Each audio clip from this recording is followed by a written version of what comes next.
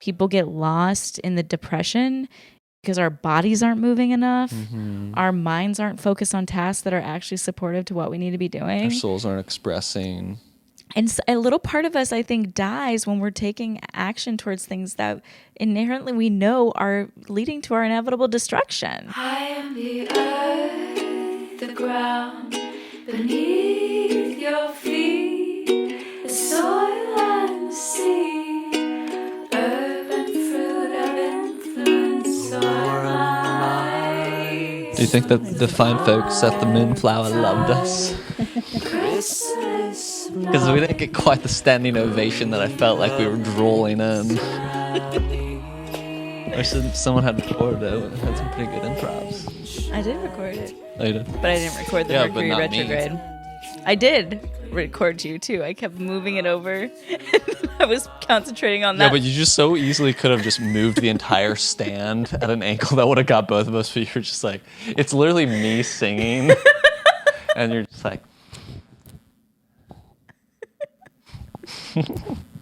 anyway, there's Sean, but back to me. The funny part, I was concentrating on so much, I didn't even realize when the mic fell. Yeah, I know. I was like, can you grab that? And Mr. Boy came over and like struggled with it for honestly a like pretty hilarious like part for that to happen, because it was like I didn't have to skip a beat. Like when it was time to come back to the verse, it was back. Yeah, and you guys were sitting there blaming Mercury. It's like, no, it's the knob. Just screw it a little bit harder. Like, people don't know how to use mic stands. Musicians need to know how to use mic stands, you know? That's like not knowing how to use a QWERTY board if you work in an office. Like, know your tools. It's not hard. It's got an arm. It's got a knob. It's got a little vertical thing, too, but for it's it to go up and Mercury in down. retrograde. Dude, our Mercury improv was not that great. You were struggling, can I say? It's because Mercury is in retrograde. I know, that was a terrible opener. See if we had like rehearsed our shit. This is what I'm talking about. Just a little bit of preparation. Goes a long way. Especially for you. Yeah, it does. Seriously. Yeah. Yeah, it's worth it. Yeah. Tell me about it. Why do you hate rehearsing? I don't hate it. Why do you hate songwriting? I don't hate it. I just don't take the time for it. Talk to me about it. Why not? Capitalism, bruh. And my What do you mean? capacity for... Like you're too busy trying to get money? Yeah. Okay, but what about when we hang out and I'm like, let's just write a song together, and you're like, how about we just make a podcast instead? We could just do it on the podcast. I'm like, okay. Sure, that'll be entertaining. Like, the process of writing a song. I mean, I get it, though, because for you, the magic is, like, the improv moment. Yeah. And that's hard to capture in a songwriting, I guess. Well, I mean, I get a lot of magic from improv, but I also get a lot of magic from songwriting. Yeah. And it just is a process that takes a little bit longer. And You just don't have the patience for that I don't. nonsense. I don't have the concentration for it, or Historically speaking. the and the accountability of it.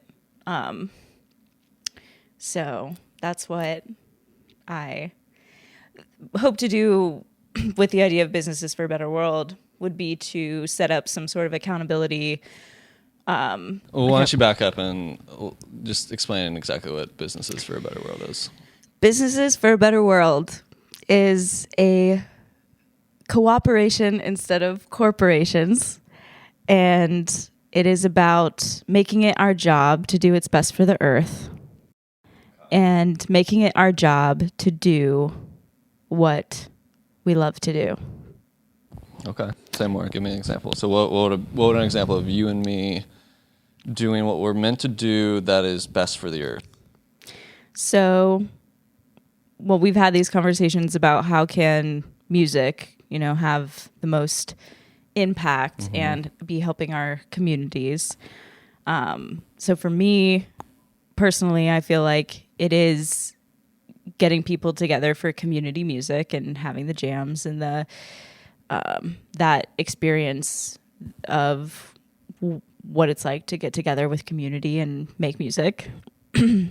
And also creating music that has a message that inspires others. And for me, it's inspiring people to action and giving voice to the movement that's happening right now that is so needed to At this have point, survive. have anthems, and to survive. Like, and that's where I've been. What I felt today was why I'm wanting to do businesses for a better world and wanting to do like sustainability activism and figure out how I can still do music, because I do feel like I've been given the spirit of music, that spirit, God wants me to do that. And at any time I'm doing that music, I feel this connection that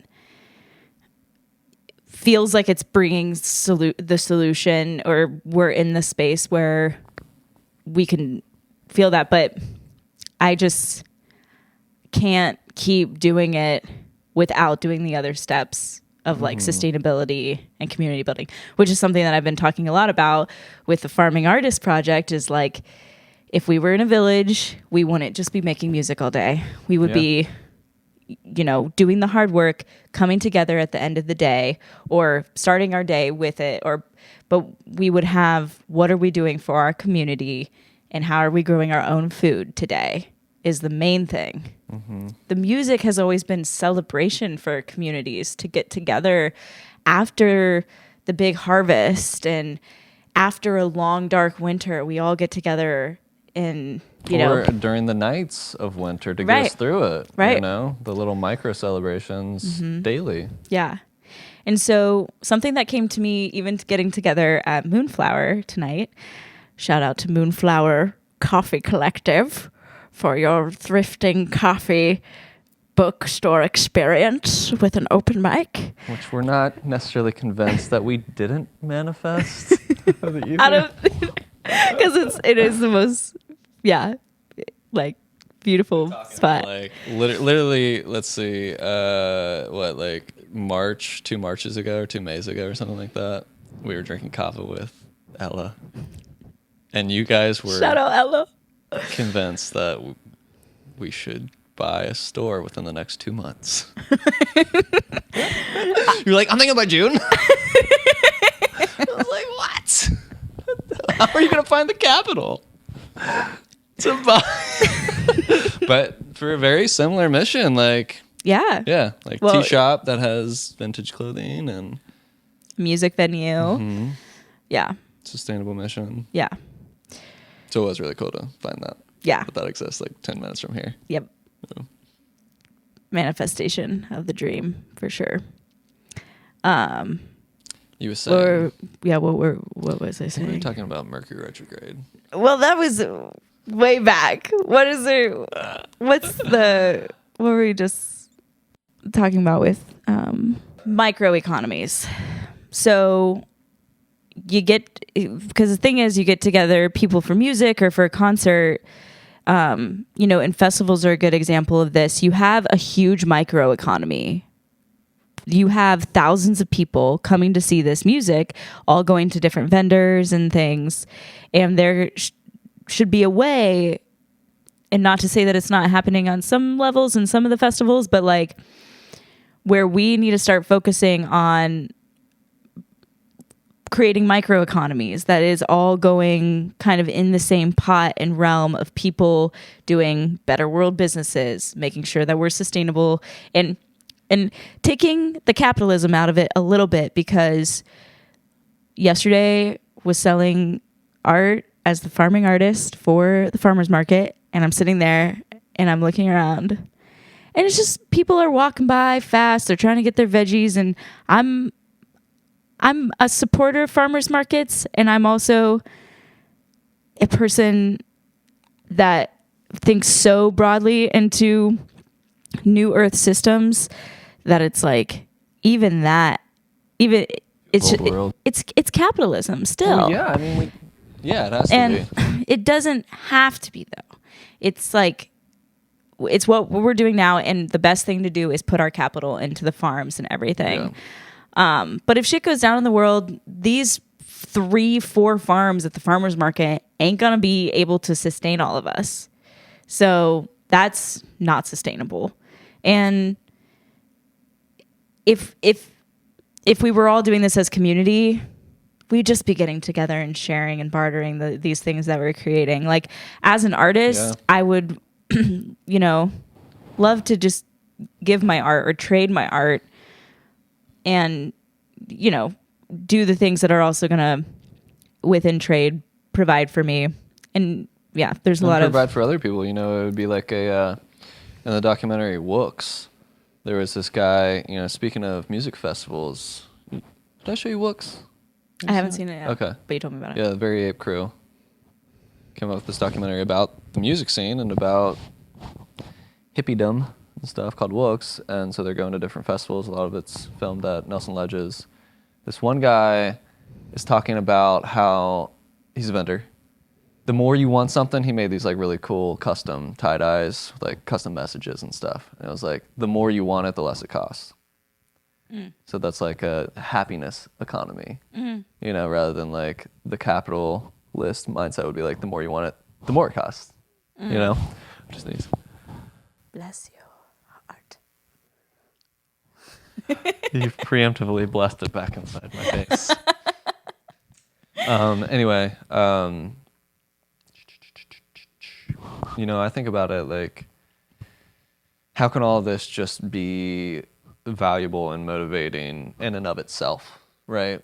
So like, you selling your art, like you have a motivation to get your art out, but also you have rent due, right? So it's like, how many jobs do we do because our motivation is to have capital in order to continue playing the game of survival in this particular system. And when I say that a farmer's market has to be capitalism, of course, I don't mean in the ultimate sense. Yeah, we could systemize things differently. But within the system, like, yeah, those farmers who, like, thank goodness they are doing that work. Right. Yeah, they're going to have to charge a bit more. Yeah. You know what I mean? And it's not out of greed. Sure, maybe there's some super yuppie markets that are just kind of like, playing at the crunchy mom sort of culture or whatever. The Whole Foods of farmers markets. Don't get me started on Whole Foods. You know? I don't know why that. I said don't get me started. But Jeff Bezos. Anyway, so back to the idea of like the farming artist, and I'm talking about music being a celebration. Think about like how much of our just daily dopamine hits and our relationship to like food and alcohol and all these things, like, used to be like treats. This used to be things that we celebrated with alcohol and birthday cake. Now we're eating Snickers bars that have like birthday cake flavors and whatever. You know what I mean? Like, it's just all this stuff is not rare. It's just made in a factory. It's made by robots, so it's not valued in the same way. But it still has that like euphoric, whatever endorphin flush of whatever these things are. So like music being another example, like a more benign example seemingly, that it used to be that we would only hear music when we made it, when we were singing in the fields, when we were going to church, so to speak, and that's where the music was found, and so it was a treat. Now we got Spotify and everything. Don't get me started. Spotify giants and whatever, but like, everything's so accessible, so it almost loses its value a bit, But what my whole point in that big ass preamble is that what if like our parties, our social gatherings is what I'm trying to say, instead of just getting together to share beer on a Monday, right, pretending that we have something to celebrate, like what if we like got together and did things that mattered, right? And then it wouldn't be necessarily even bartering. It would just be like, oh yeah, of course you are entitled to the fruits of our labor. We all chipped in. We don't have to measure our hours. We don't have to clock in and like make sure it's all equal. It's just like, I had fun doing it. Like, I'm glad that I got to spend time with people. I'm glad that I got to make music while cool things were happening. Not even cool things, but like necessary survival things. Right. Yeah. And that's And it also doesn't even have to be going back to the basics of like gardening. Like we have an infrastructure right now. We have the factories and the robots are getting smarter and the androids are coming already here. In fact, you know what I mean? Like we don't actually have to like totally uproot and burn the bridge to our current types of lifestyles. Right. The technology that we have access to. Right. That's the future. I don't think we're going back to a stone age, you know, No. hopefully not. No. I don't think anybody wants that. No, I mean, unless everything crashes before we have the ability to build something within the current structure. And that's our because mission. That's the mission. And that's why Businesses for a Better World feels like such a good concept to me, because it's taking everything that we're already doing and just putting, how do you do that best for the earth and best for your communities? Instead of it and being if we start about doing everything on maximizing that, bottom line, being maximizing the sustainable potential. Yeah. Right. Yeah. Yeah. So my plan is to launch some sort of program at the first of the year. I've been saying New Year's revolution, and if anything, at first, it's to hold myself accountable and to hold others who want to do that accountable to making the most of our time right now. Because I think making the most of our time, you know, moving through our addictions to our phones and to whatever else distracts us.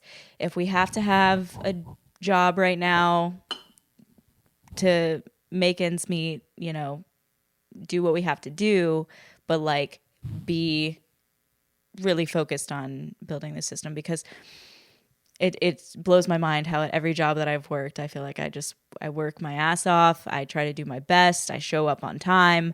I'm a really good worker. And then when it comes to my own stuff, I just get really distracted and can't keep myself on track. And especially with music and art, it's hard to be like, it's my job to write a song today and get this finished. But I want to live a life like that. And I feel like it's important and to talk about Awaken the Seeds a little bit, because listening back to those songs to me are like, that is why I want to make music. And that's why the podcasting and getting music out there is important to me right now too, because the music coming out right now does hold codes and can bring people to a space of action.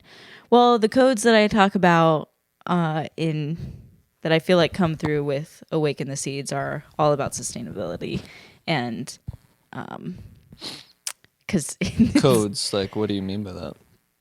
You've asked me this question before. Yeah, but since we're making a podcast, I think we should all be on the same page, because that's not very normal language. Yes. Okay. Codes are, I don't know. Well, when you just hear something and you feel it, and for me right now, with conscious music, with conscious conversations about these really important things, you can feel that there's an energy and like a potency to it. And when you open yourself up to a state of like channeling that through, to me, those are like codes. And almost like tapping into some ancient DNA type of thing. Well, it definitely like it's is activating something like deep within us. Yeah. Like a remembrance. Well, and a truth. Or like a new code, as in like rewiring our program. A little bit of both, perhaps. Yeah, a little bit of both. Because for me, it's kind of like truth with a capital T, in terms of like, I think truth is a way the word can represent the most high order of things, or like the most high timeline, the highest frequency, what humans are really after. And you can feel when we're doing it, and you can feel when we're not. And so codes for me are like, okay, if I sing something that inspires somebody and they've been thinking that thing too, and yeah, you really feel that in conscious music, where, you know, you cry from like something hitting your soul. And so for me, the things that are hitting my soul right now are the the seeds. I see. So it's something in line with like a synchronistic resonance. Yeah. Even. Yeah. Yeah. Okay. Cool. I like that. Yeah.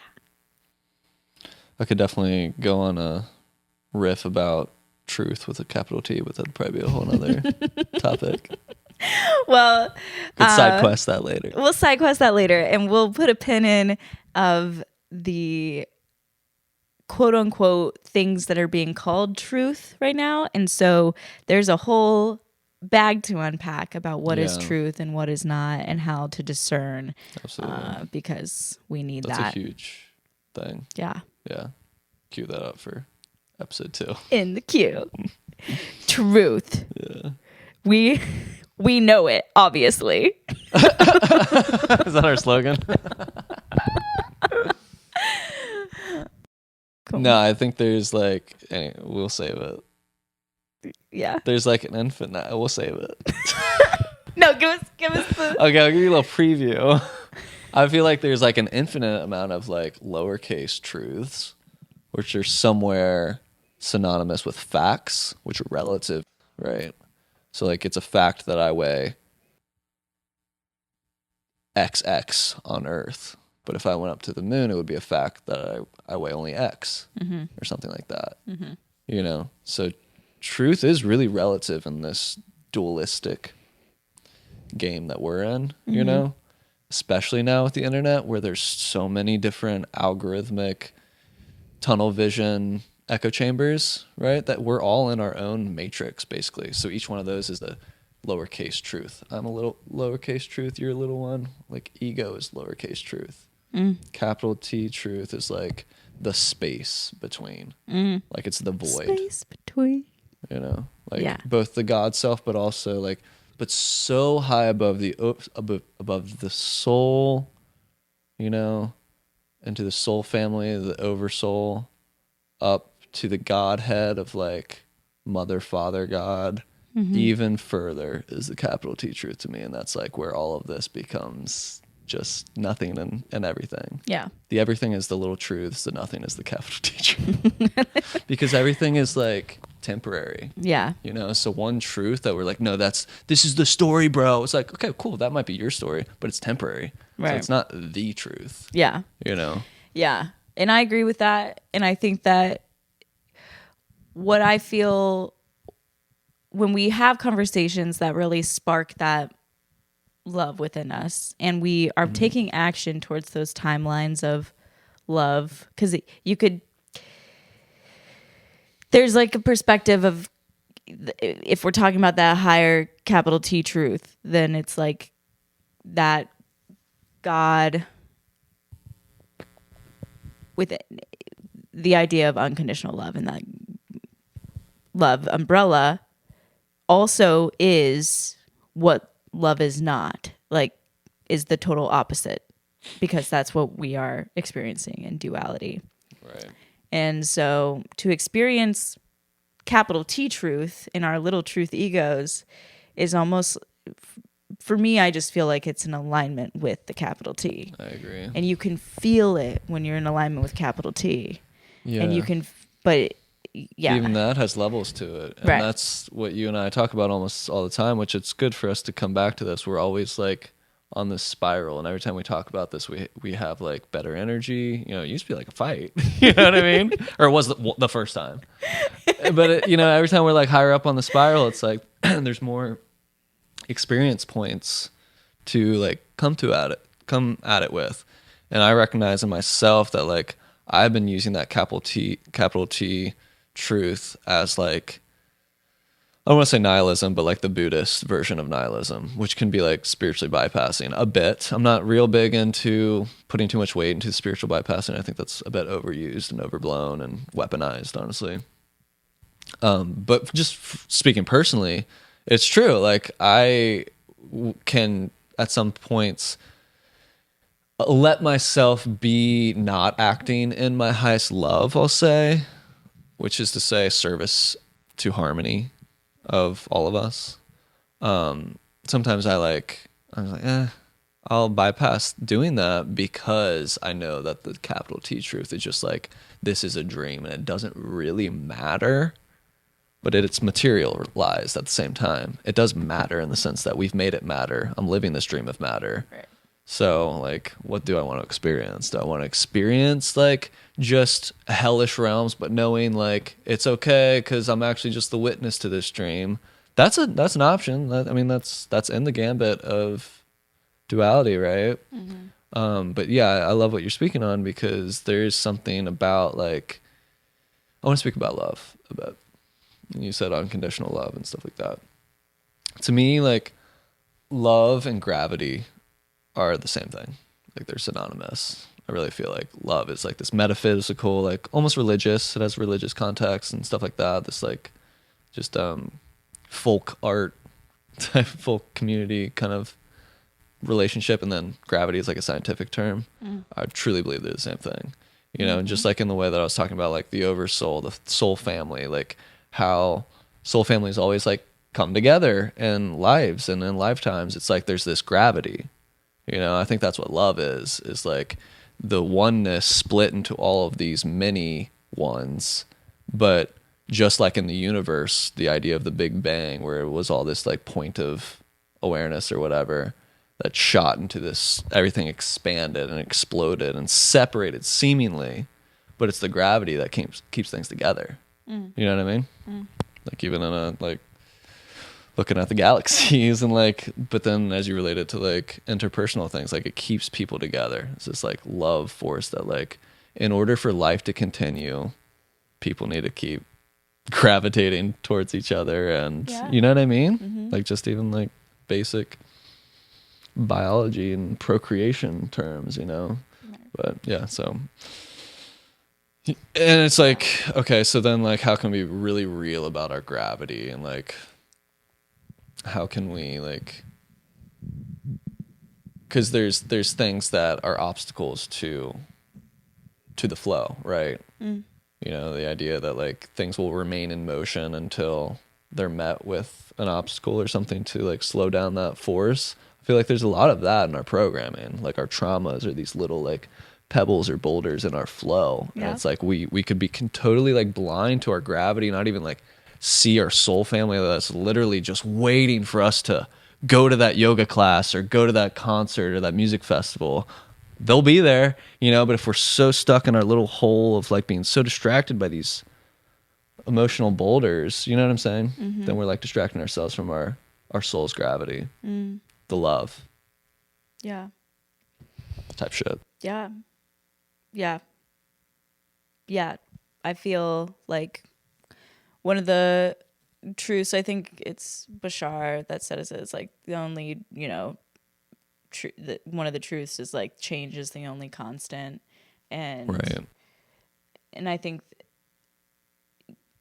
that on this human realm we get to decide how we create, and that it's like one of the biggest challenges, but biggest, I think, learning growths of our souls. You know, they say that Earth is one of the probably the most dense physical reality. Potentially, like I've heard that where it's like 3D is like the lowest you can go with in terms of. What about 2D? I mean 2D, but then you're not physical. You're You like. don't think so? Woo. Oopsie poopsie. I just imagine like 2D, like flat world. You know, Yeah. that feels even more dense. Like Yeah, we could just go towards each other, away from each other. You know what I mean? Like, Yeah. So, but yeah, physical, I do feel this that, physical though. reality. So imagine, I've imagined this before where I've heard that we're like one of the only planets that's like that, with beings that are just 3D. Like, you know, other planets who knows? potentially have 4D, 5D, but whatever it is, Yeah. is like that's the to worst be to imagine that this is the worst that it can get. I mean, I'm sure there's some crazy stuff out there in the universe, but really where we're at right now on planet Earth is probably one of the worst. It may be best. Yeah, I don't know. I mean, places. it's hard for me to. I hear what you're saying. I'm not trying to interrupt your flow, but I don't think dense means like bad. I think this is like it's like a PlayStation. Like we're choosing to play this particular existence of not remembering our full power. There's a lot of obstacles in the atmosphere in the I like to think about it in terms of like the containers. So Earth to me is a fishbowl. It's a container for human life, and we just know our water. We can't really conceptualize what's outside of this fishbowl aquarium that we're living in. This is all we've ever known. Right. And there's definitely like systematic forces that perpetuate certain patterns of self-thought and of the way that we organize in this fishbowl, right? And I think that's a huge obstacle to our flow and our natural gravity and our natural divine creativity, because we've been from day one told that we're separate individuals, and then all of the fear programming that goes a part of that, all the capitalist programming that feeds and preys on creating a sense of low self-esteem in people, really, either really deflating the ego or really inflating it, both of which are problematic, I would say. Yeah. And that you said something to the effect that you said that as humans, I don't remember your exact words, but like create our reality in a sense.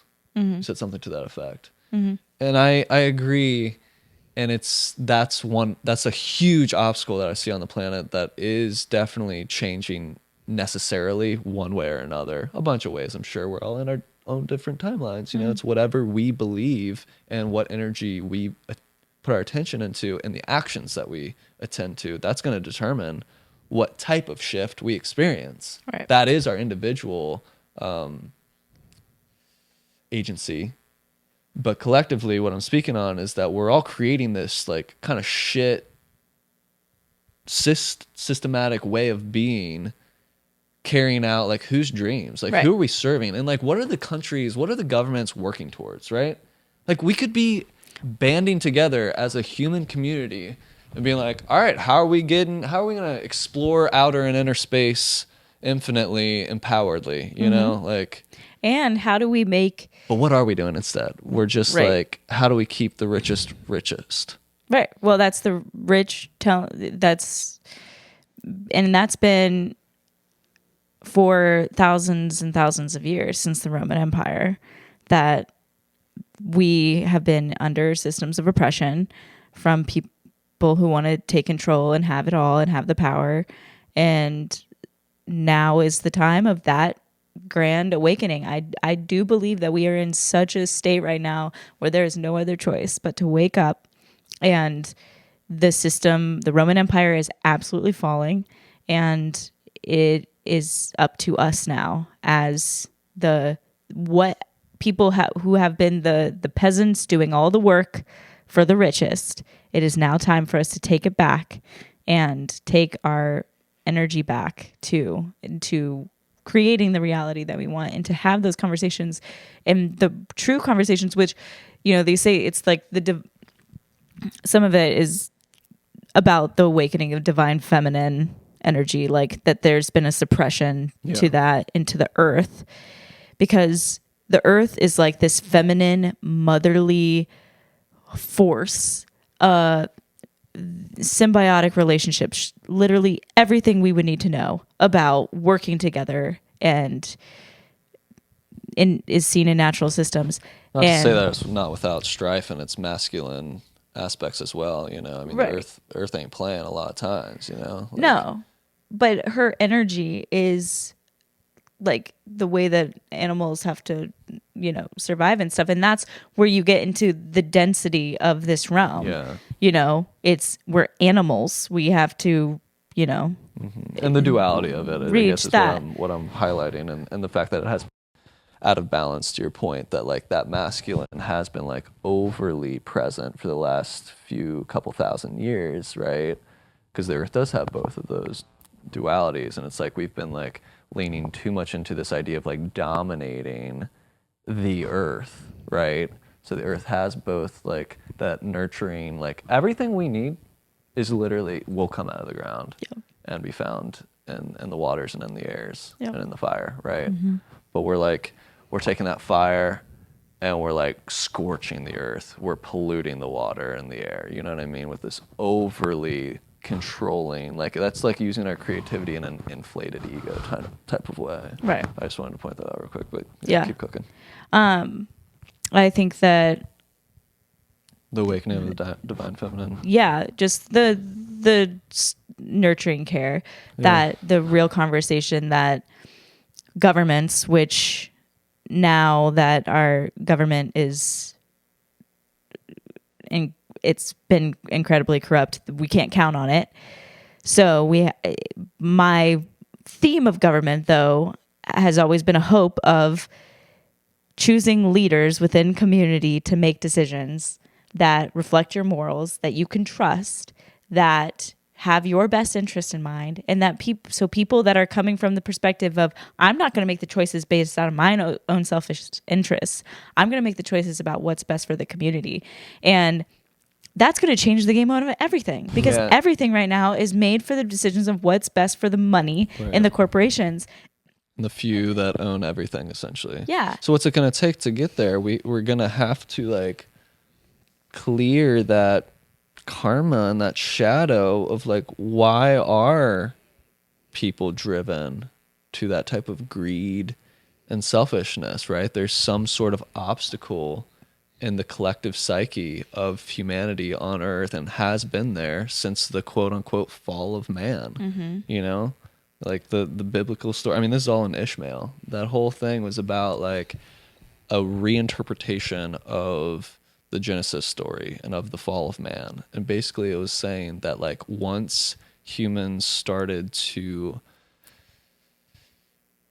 try to command the earth via agriculture, once we settled for the first time and we stopped the natural flow of the nomadic human animal, and now we're settling and we're trying to take control over earth. We figured out these little seeds we can grow food from. So we started growing our own food, and just like how that changed human evolution then onward. And it's crazy because it like led to overpopulation, because, you know, people are settling, we're getting fatter and getting more fucked, and having just overpopulation has been an exponential growth. I mean, even when you and I were born, in that little span of time in the 90s, like we had almost 50% of the total human population just a short few decades ago. That's nuts. Yeah.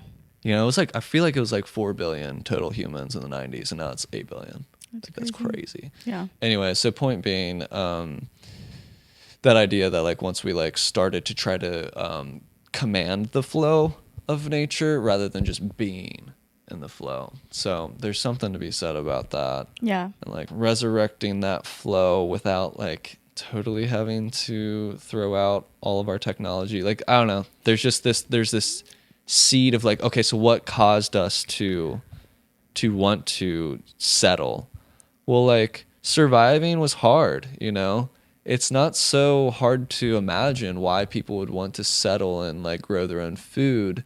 And then like it's not a stretch to imagine how the hoarding and like greed was born out of that. Like it doesn't feel evil. It doesn't feel like something that's just like innately bad. Like I don't believe in that at all. I don't believe in evil, and that's a whole nother conversation. But like I believe in dissonance.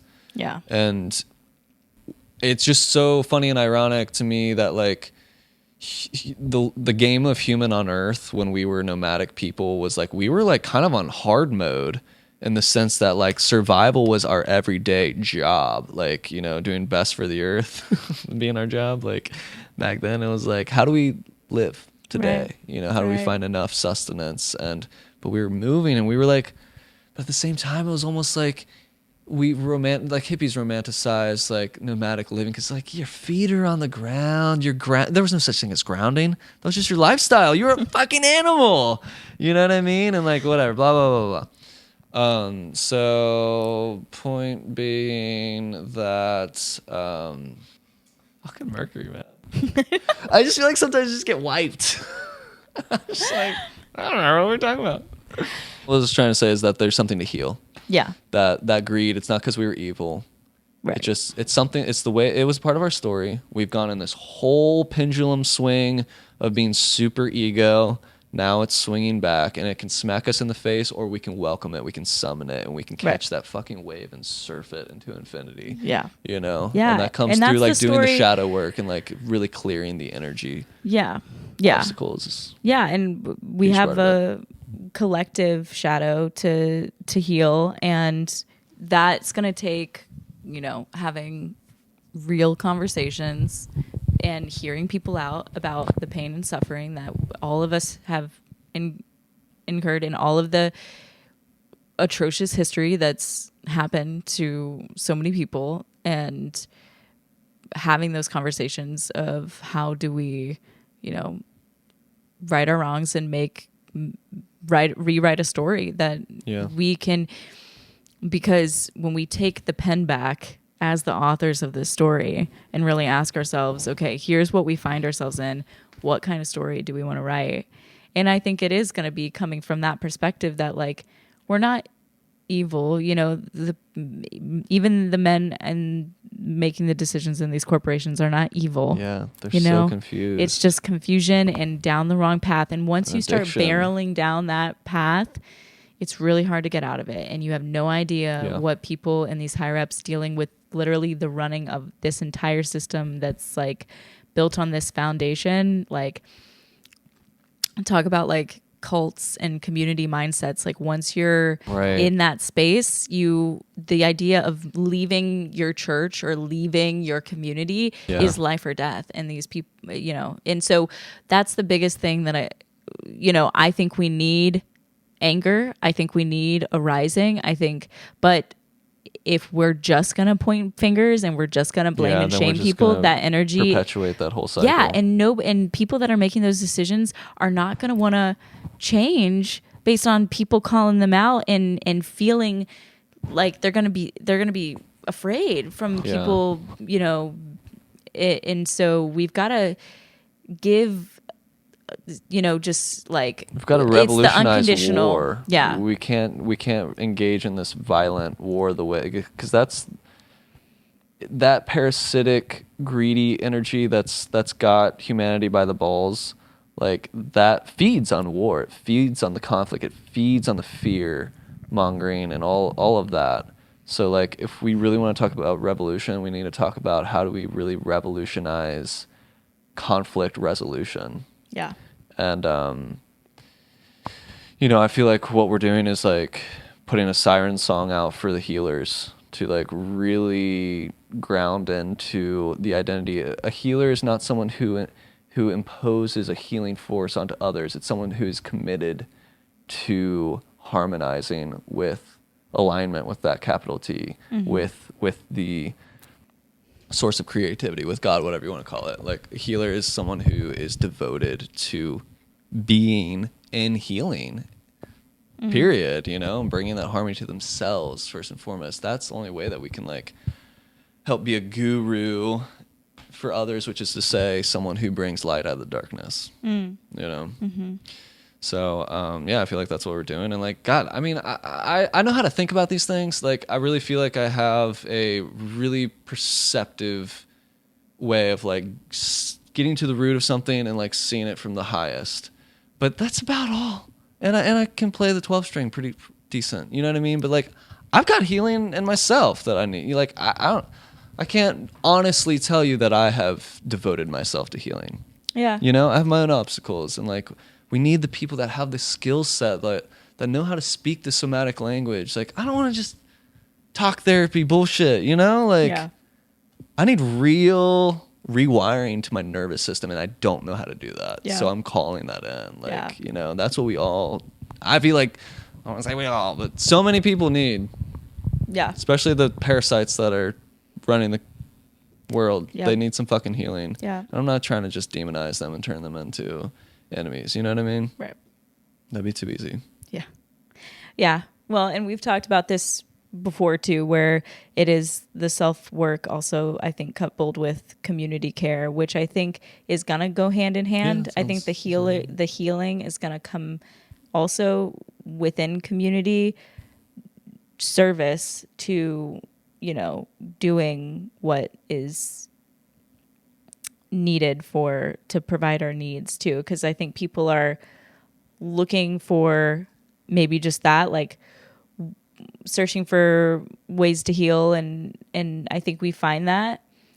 And I think that also too, while in doing that, finding ways to heal the earth, because I think that within that process, I think we're going to find so much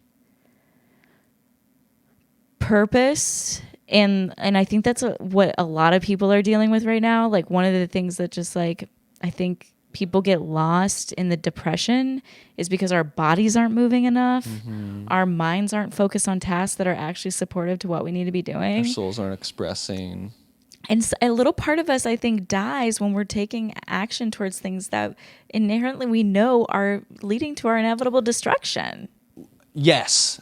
And I think that knowing is subconscious. I think a lot of people, even people that like, I'm working for the, the company, and I believe in that company, and I'm providing for my family. You know what I mean? Even people who like really consciously like believe in their work, I think on some level, our body knows that we are actually investing into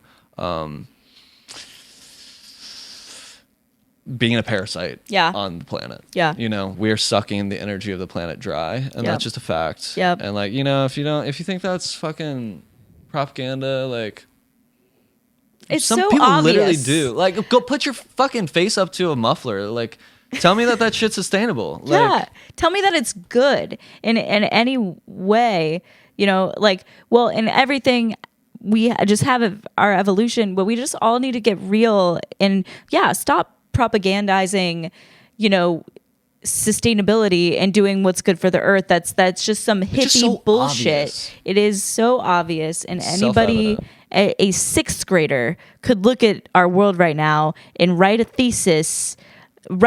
fucking story about how we could solve it, and all the actions we take, we know what we need to do. But the other thing that keeps us, stuck in the jobs and stuff is our survival, is that safety mode. So starting to focus on how we can provide for ourselves and communities and feeling safe within that, and coming up with creative ideas. And the thing is just there's so many creative people out there, and, and asking the questions. Yeah. And there's then so many people that do have plans for these things. There are so many sustainable alternative energy solutions that have been dreamed up for hundreds of years. There's been prototypes that have been built over the last century. You know what I mean? Like, we have the technology. We could the other thing I wanted to say about like revolution, the irony of like how back in nomadic days it was like we were living in hard mode, but like in some ways it was easier. Now I feel like we're living in a hard mode, but also like in an easy mode, because like you called us like the peasants that are doing all the work. It's just funny because we are peasants in the terms of the hierarchy of our class system, but we live like better than kings of 200 years ago, of 100 years ago. We have so much luxury. Right. The impoverished, in America live so much better than definitely like people in other countries, for sure. Yeah. We have so much comfort, and that's the real hard thing, is that we are addicted to the level of comfort and convenience that we've been afforded just by the privilege of being in an ultra capitalistic, ultra rich country and part of the world. Yeah. And time frame of the world. So it's just like that's gonna be tough. Yeah. And something that I have come across is the idea that like when you're comfortable, when your safety, your survival is not in threat, even if you're suffering through addiction or whatever it may be, it's not enough to imagine how much worse it could get, because our safety is not in threat right now. Right. So there's not actually a fire under our ass to do better. So for someone who's comfortable like myself to make positive change, it happens not through imagining how much worse it could get, because that's not motivating. It happens through imagining how much better it can get. And like by like connecting with other people who are like also setting their sights for something better. Right. That's motivating. Right. You know? And that's what we need to do, because takes we don't consistency, ultimately too. want to wait until No. disaster has struck, because, you know, even what we're seeing from close at home, the hurricane in Asheville, and, you know, for what is projected for the storms that are coming, like many I don't people even are going to be know. living like that. And so what it does provide the realization for, I think, for a lot of people, is that we have to be able to sustain ourselves. And I love that perspective too, where if we focus on how much better it can be, and know that all of this is leading us to how we actually want to live on planet Earth together and be sustainable, we can start building those solutions now. And so whether a storm hits or whether it doesn't matter, because you'll be doing the thing that is aligned anyway, Yeah. because it's all leading us back to what it's most aligned anyway. So Yeah, right. Yeah, I mean, I got super deep into doom scrolling TikTok the last week, and you know, parts of it have been like borderline entertaining. I'll admit, you know, like the saga with, you know, Luigi, the adjuster, and but like even before that, you know, it was more disturbing. Yeah, there's a lot of heaviness in the world right now, and one way that I was able to sort of bring some solace to myself was just like this remembering that, like, or just acknowledging that, yeah, like big change, big shifts are on their way. So, you know, I go through cycles of like thinking about that and getting really like paralyzed, you know, and like, how can I just keep doing the things that I'm doing? Right. But then I forget, and I just keep doing the things I'm doing. Right. And, you know, I have my laundry list of attachments, we'll call them, habits, we'll call them. You know what I mean? Like, we're all like on these tracks, and a lot of them are really destructive and really not serving the spirit. So anyway, all this to say that, like, I was just like, just start living like the new world's already here. yeah. Like, And what would that feel like? right. That's key to me. To me, that's primary. In a similar vein to how doing the self-work is primary for me, because we've seen how working to build community first will burn itself out if those individuals are not individuals who are educated on their shadow and not going to just be projecting all over. And that, you know what I mean? Yeah. So we've seen that a million times. Yeah. Anyway. Yeah, I agree. I think that, you know, I every time we bring up the self-work, I have to bring in the community work, because I will say community work shows you what your inner work needs to be. When these conflicts arise in community, Right. we do tend to, like, if we don't deal with them though in community, it's almost like we go back inwards and are Just continually, retreat. like, Yeah. I don't think But that's I not doing don't- work. That's not the work. But the work, I mean, like, I understand that there's like shadow work and you can sit in meditation, you can go through the things. But I really do feel like one of the keys is being in community and having community Yeah, I hold agree. you in a space where we are working it out. Like, Yeah. and So here's not- like the difference is if like someone hasn't like come to their own direct relationship with themselves and they're just meeting it through community, that can cause like codependency. That can cause a shock to the system where they're gonna feel like, now I'm gonna push away from the community because it's showing me my shadow and I'm not consenting to want to see that. So that to me is like what I mean by like the inner work is like meet yourself. Yeah. Like be aware of your own ego, be aware of your patterns, And I totally agree. Like, you know, it's through relationship that we learn about ourselves and that we get triggered. And it's through the triggers that we have the opportunity to catalyze that into healing and integrating and becoming you just whole. have to have the tools ready for Yeah. when those things are arising. And That's the because key, yeah. it's like, how do you know, what needs to be healed? And, you know, I think for a little bit for me, what I'm feeling right that I've felt is like that with the earthwork too, that it's just like if we put our focus on that is what's the most important work. Because I don't know, I had the thought today where I was just like I think I was thinking about inner work, and that part of me does feel like the accountability with community really helps me keep me in check. But I know that there's things that I need to do myself, and it will take that work with myself too. But even at the organic farm that I worked at too, there would be times where it's like, oh, if it's, that's why I love Sarah, the owner, because she has the stick with it power where it's like, even if you're not feeling super good that day, you show up and you do the work. And that's what we all need, is a little bit of like, I feel like farm work and stuff where you realize that sometimes you're in your head so much about how it is and how to fix something that it's like, it's kind of more in your head than it is body wise, like sometimes working out the things. But That's true. You were talking about the just bringing in the new earth reality, and I think that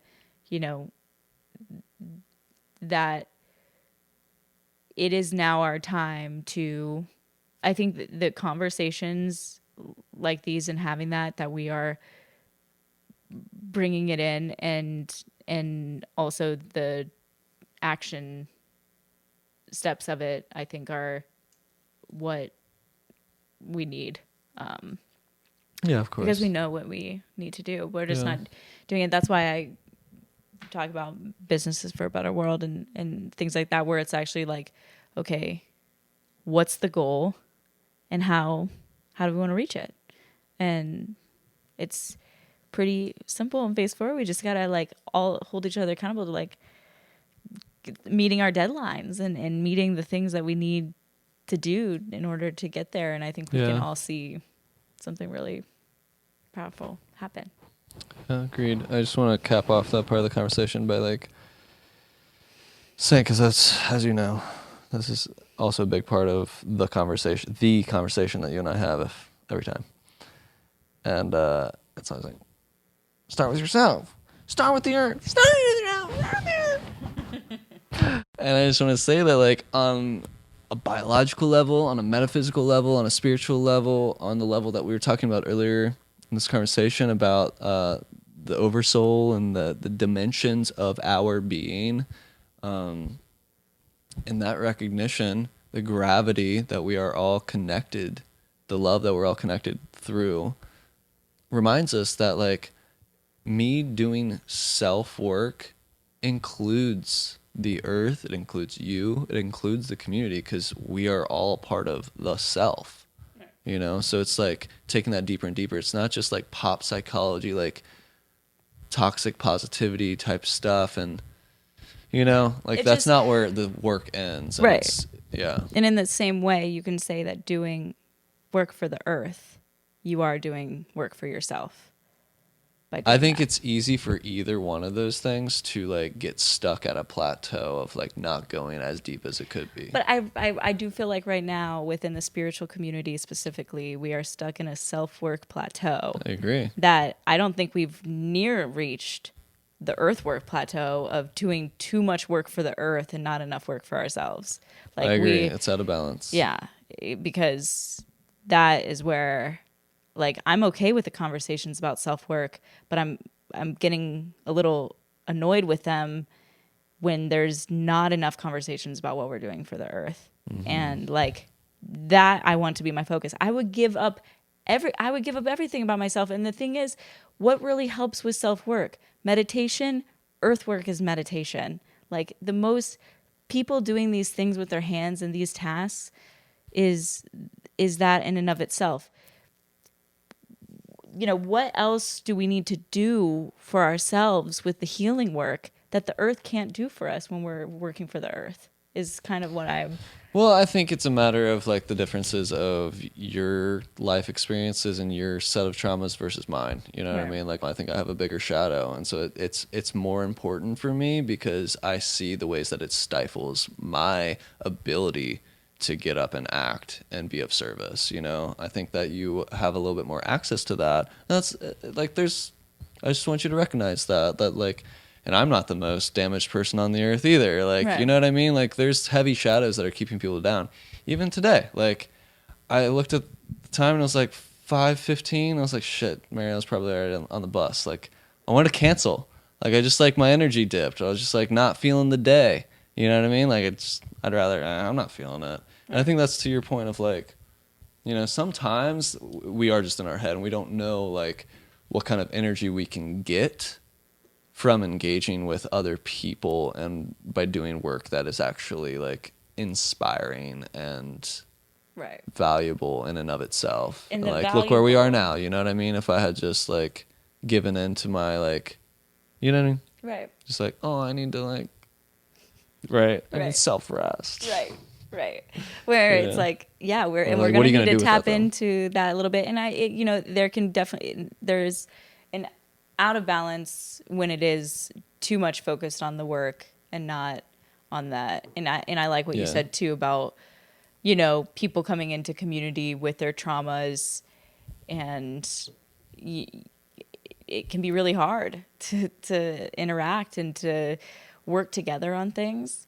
Which is why we need healers and people that are, you know, in really like, mediation, people that know about the traumas of things and can have those conversations, deep conversations. Yeah, because it is like there's so much trauma, and and in that I think that, but we are trying to do so much of it alone, and I think that's problematic.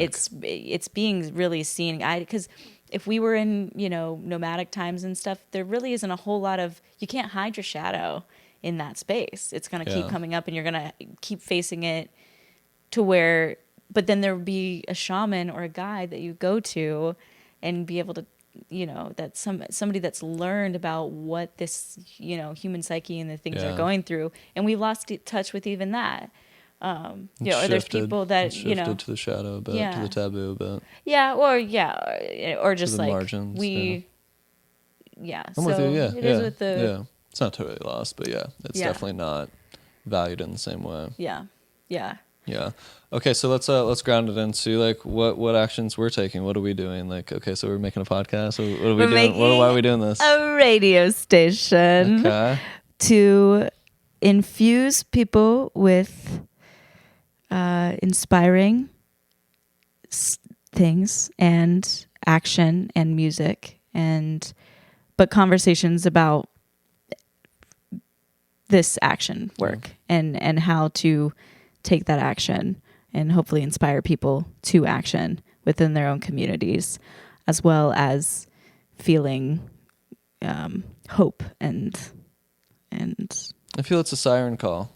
I feel like personally, all of the artwork that I flow into being, to me, it's all like a mirror. It's a mirror for myself. Like almost all of my songs are like pep talks to myself, or just, you know what I mean? To me, like the highest art is a tool for meditation. It's a tool for mindfulness of presence. And so if we can hold up that mirror, go back into the self, like that's, to me, that's been like the greatest like music and pieces of art. Honestly, I'm thinking of Alex Gray. I'm thinking of like his visionary art, like that brings me back into myself. Like the conversations, the podcasts that I listen to that bring me back into myself. Guided meditations bring me back into myself. The music that brings me back into myself. Not into my ego, but into my heart space, into the center. Things that help me center. To me, that's medicine. So I feel like that's like always my personal mission.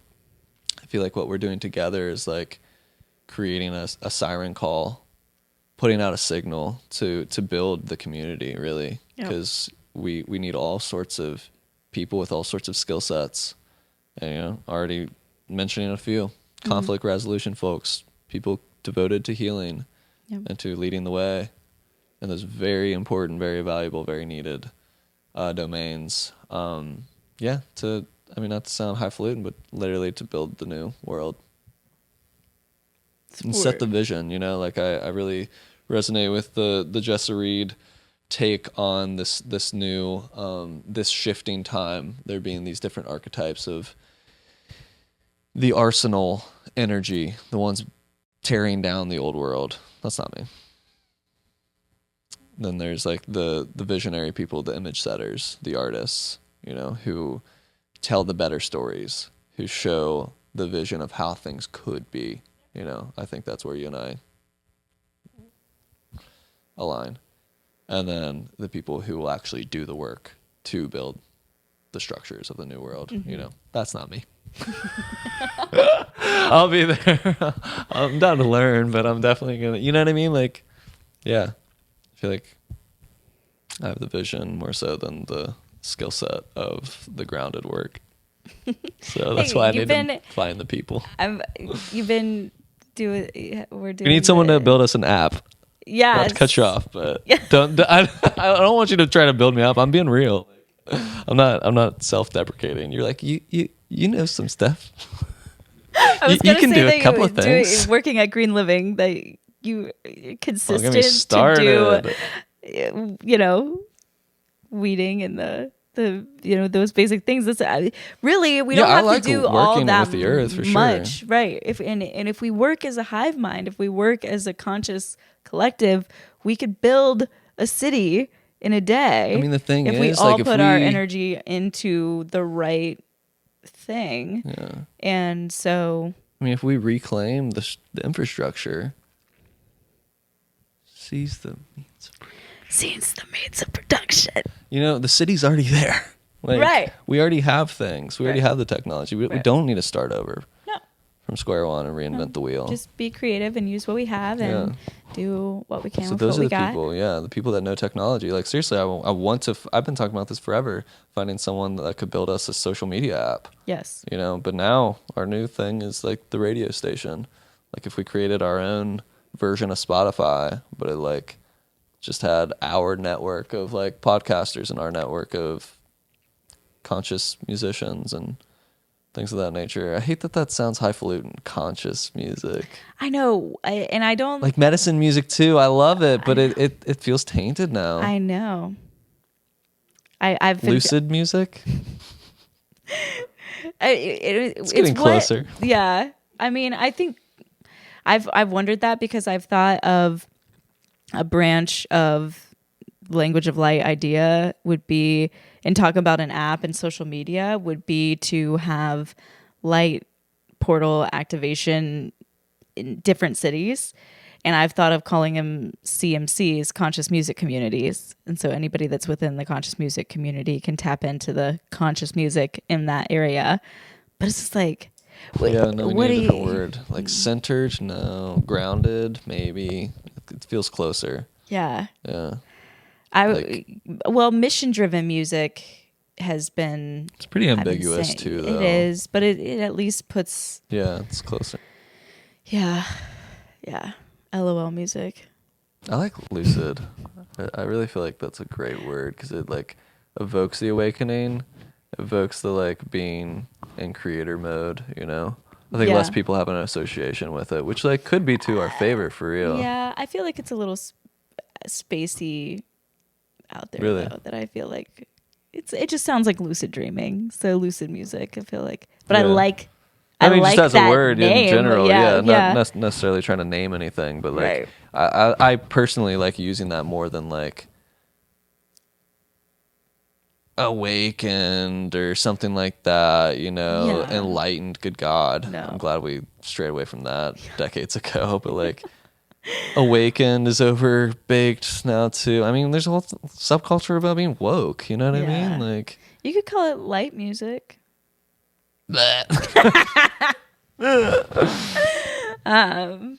Lucid folk. Yeah, that's our genre for sure. I mean, honestly, Yeah. No. Well, it's all silly before it's established. You know, yeah. metal is kind of a weird word. It's stuck. Rock. You ever think about that? Like Yeah. rocking. It started as rock and roll.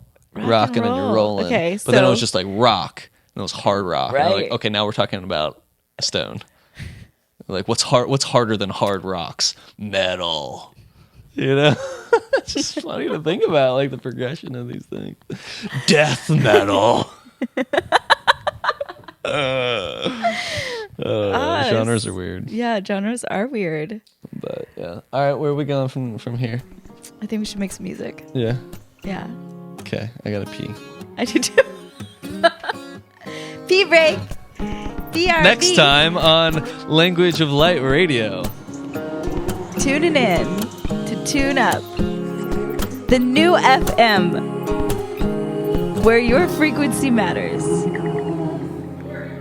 And we're here to raise it.